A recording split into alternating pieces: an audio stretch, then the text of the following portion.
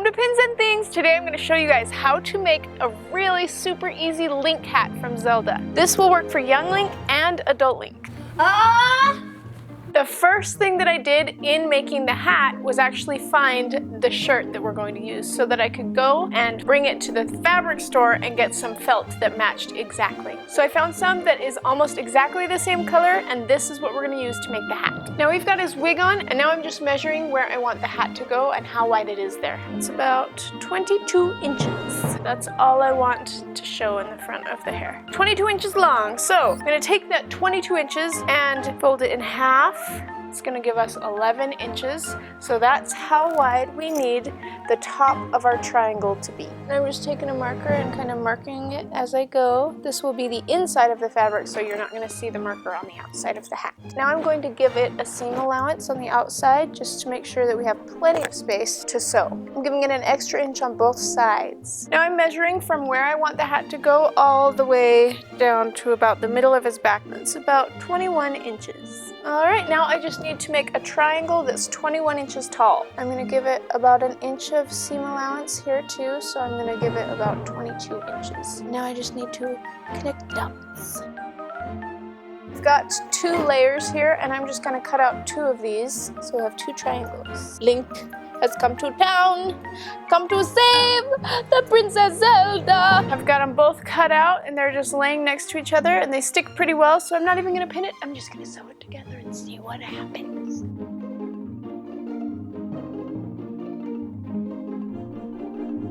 Alright, I'm turning it inside out. I've got a pair of scissors that are helping me just to put the tip where it needs to be. Now that it's right side out, I'm going to take my scissors and trim this part right here. Because when you put it on his head, it looks like there's a triangle coming out. So I want to try and very carefully make it so that it looks just like a round cone.